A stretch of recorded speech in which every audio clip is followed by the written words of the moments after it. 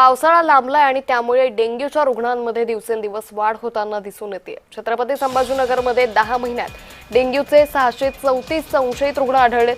एकूण 70 रुग्णांचे अहवाल पॉझिटिव्ह आलेत। आरोग्य विभाग 3 नोव्हेंबर पासून जिल्ह्यामध्ये विशेष मोहीम राबवणार आहे। त्यामुळे यंदाचा पावसाळा हा लांबलाय। परतीच्या पावसानं अजूनही सुरूच असल्याचं पाहायला मिळतं आणि त्यामुळे डेंग्यूच्या रुग्णांमध्ये मात्र दिवसेंदिवस वाढ होतीये। आता आरोग्य विभाग 3 नोव्हेंबर पासून जिल्ह्यामध्ये विशेष मोहीम राबवणार आहे। तर यावेळी एकूण 70 रुग्णांचे अहवाल हे पॉझिटिव्ह आलेले आहेत। संभाजीनगरात 600 संशयित रुग्ण डेंग्यूचे नोंदवण्यात आलेले आहेत। तर आरोग्य विभाग आता 3 नोव्हेंबर पासून विशेष मोहीम राबवणार आहे।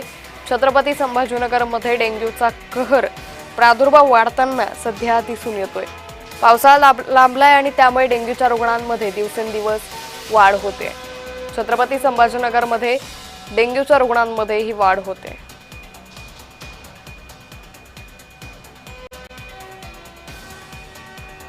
तर आरोग्य विभागाकडून 3 नोव्हेंबर पासून जिल्हाभरात विशेष मोहीम ही राबवली जाणार आहे।